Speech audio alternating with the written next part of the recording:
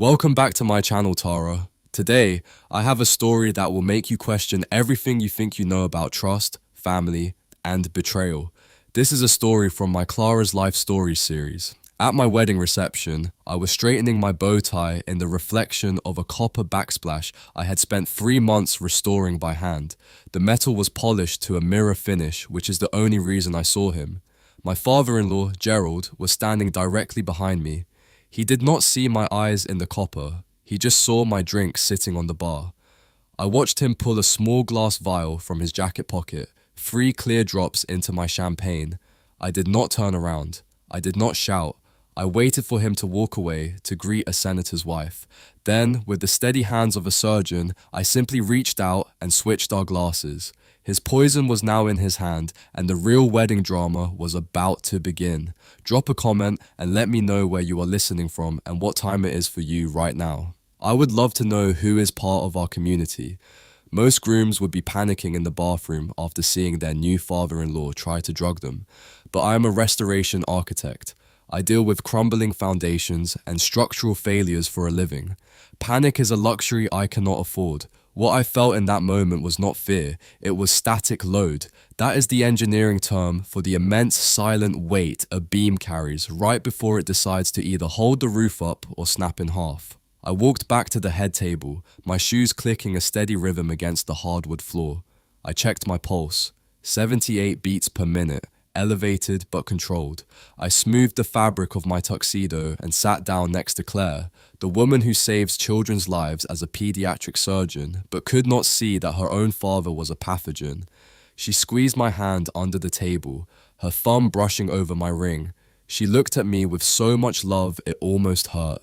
She had no idea that 10 feet away, her father was currently sipping champagne that he intended to be my destruction. I looked across the table. Gerald was seated now. He was holding court with my parents, laughing at something my father said, playing the role of the benevolent patriarch perfectly. He looked at me. His eyes were cold, dead things buried under layers of expensive cologne. He raised his glass, my glass, in a silent toast to me, a little smirk that said, "Checkmate, buddy." He thought he was the architect of this moment. He thought I was just some lucky guy who had stumbled into his daughter's life, a problem to be solved with a trust fund or a vial of chemicals. I picked up my water glass. My hand did not shake. I took a slow, deliberate sip. The water was cold. It tasted like clarity. I watched Gerald take another drink of the champagne. He was so confident in his cruelty. He had spent the last 2 years trying to bulldoze me, treating me like a renter in his daughter's life. He called my work dirty. He offered me 6 figures to disappear. But he forgot one thing about restoration architects. We know exactly where the weak points are, and we know exactly when a structure is about to collapse. I set my glass down. I smiled back at him, and I waited. To understand why I didn't stop him, why I didn't grab his wrist and scream for the police right then and there, you have to understand the architecture of our war. This wasn't a sudden crime of passion. This was the demolition phase of a project Gerald had been managing for 2 years. From the moment Claire introduced us, I was a zoning violation in his perfectly curated world. The Thompsons are what people call old money, which usually just means their money is dusty, and they are terrified of anyone who actually works for a living. I met Gerald at the estate inspection. I was wearing work boots and a hard hat covered in drywall dust. He looked at my hands like they were contagious. He asked Claire right in front of me if she was hiring the help for some remodeling. When she told him I was her fiancé, he didn't smile. He just said, "Oh." The insults were never loud. They were structural, small cracks in the foundation designed to make me collapse.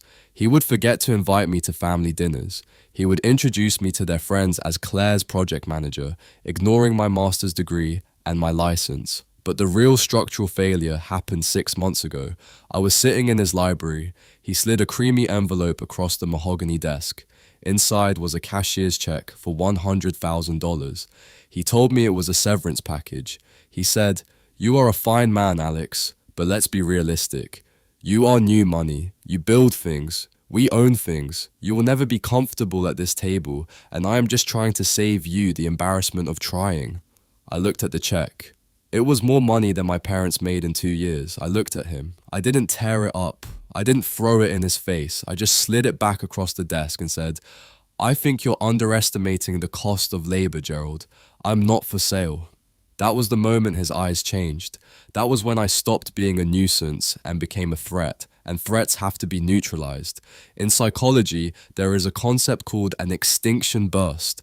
I learned about it when I was studying how stress affects building materials, but it applies perfectly to narcissists. When a toddler realizes that screaming isn't getting them what they want, they don't quiet down. They scream louder, they flail, they break things. They escalate their behavior to a frantic peak right before they finally give up.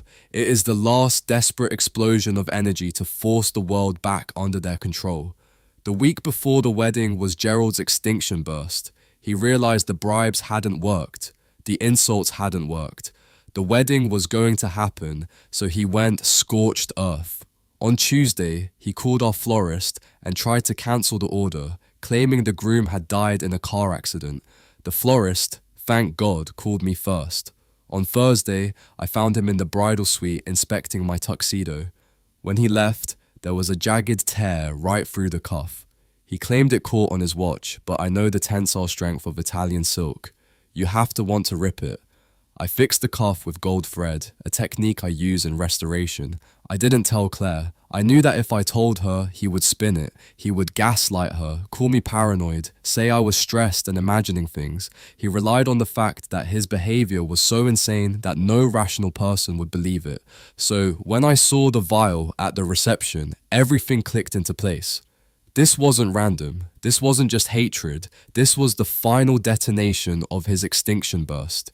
He couldn't stop the wedding, so he decided to ruin the memory of it. He wanted me sick. He wanted me humiliated. He wanted to prove to every high society guest in that room that I was weak, messy, and unworthy of the Thompson name. He wanted a disaster. I just decided to let him be the victim of it. The thing about structural failure is that it is rarely instantaneous. Before a building collapses, it groans. The rivets pop. The wood splinters. You just have to be quiet enough to hear it. The reception hall was loud with applause as Claire finished her speech. She was charming, self-assured, perfect. She sat down and kissed my cheek, whispering that she was the luckiest woman alive. Then the room went quiet. The tapping of a spoon against crystal echoed like a warning bell. Gerald stood up. He looked regal in his silver suit. He held the champagne flute, the one with the gold rim, the one he had tainted high in the air. The room waited. He smiled at the guests, then turned his gaze to me. It was a predator's smile. Marriage, he began, his voice projecting with that practiced finishing school cadence about partnership. It is about knowing who you are and where you come from. A few of his friends at table 4 chuckled, and most importantly, it is about trust. Knowing that the person sitting next to you has your best interests at heart. He looked me dead in the eye on the word trust. I didn't blink. I raised my water glass. Gerald raised the poisoned chalice. To the happy couple, he said. He tipped the glass back. I watched the golden liquid disappear. I watched him swallow. 1 gulp, 2. He drained it. For a moment, nothing happened. He sat down looking triumphant. He turned to my father and started talking about his golf handicap. 1 minute passed, then 2. I sat perfectly still, my hands folded in my lap, counting the seconds like a metronome. At 2 minutes and 40 seconds, the groaning started. Gerald stopped talking mid-sentence.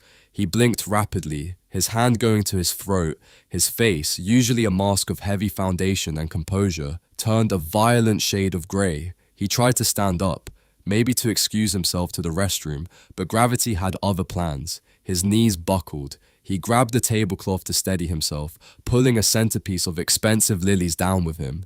Then the chemical did exactly what chemistry dictated it must do. It wasn't a polite swoon, it was violent. Gerald retched a guttural, ugly sound that silenced the string quartet. He vomited directly onto the head table over the silk runner, the china, and the hem of his custom-made suit. The smell hit us instantly. The man who had spent 60 years cultivating an image of untouchable perfection was now heaving on the floor in front of 200 of the city's elite. "Dad!" Claire shouted, jumping up. "Dad!" He looked up at her, eyes wide and unfocused, gasping for air. I don't, he slurred.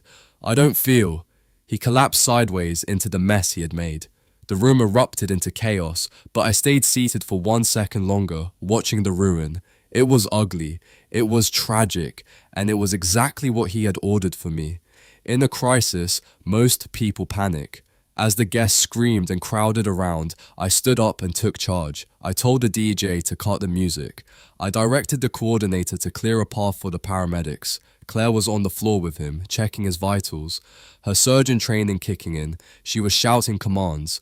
Pulse threat, airways clear, pupils dilated. The paramedics arrived in 4 minutes. They loaded Gerald onto the stretcher. He was barely conscious, moaning something incoherent. As they lifted him, his beaded cufflinks, which had been resting on his lap, slid off and hit the floor. Contents spilled across the hardwood. A watch, a pen, and a small empty glass vial. Claire saw it, but that wasn't the smoking gun. Next to the vial was a piece of heavy cream-colored stationery folded into a square. I reached down and picked it up. I knew what it was before I opened it. It was in Gerald's handwriting. Elegant looping script. I walked over to Claire. She was staring at the vial, her face pale. Read this, I said. She took the paper and scanned the words. Ladies and gentlemen, I must apologize for the interruption. My new son-in-law has struggled for years with personal demons. We hoped the stress of the wedding wouldn't trigger a relapse, but it seems the alcohol was too much. Please forgive the mess. We will get him the help he needs. It was a speech he had written before the reception. He hadn't just planned to make me sick. He had planned the narrative of my destruction. He was going to frame the poisoning as a drunken, bulimic-like breakdown. I saw the change happen in Claire's face. It is rare to watch someone realize the monster isn't under the bed. It is the person tucking you in. Ethan, no, Gerald, had played his final card, the father knows best defense. Claire didn't blink. She immediately directed the paramedics. Police were called. Footage from the 4K security camera confirmed premeditation. Gerald was stabilized, arrested, and eventually sentenced to 24 months for aggravated assault and reckless endangerment. His lawyer tried diminished capacity, but the pre-written note destroyed the defense. We didn't move into the estate. Claire and I bought a fixer-upper across the city. Good bones, but it needed work. Just like us. I was working on a bowl I broke last week, using the Japanese kinugi technique. You don't hide cracks, you fill them with lacquer mixed with powdered gold. The break is where the strength is. Claire and I fused under the stress, leaving no scar, just a seam of gold. The bowl caught the afternoon sun, imperfect, jagged, unbreakable, and so is our marriage.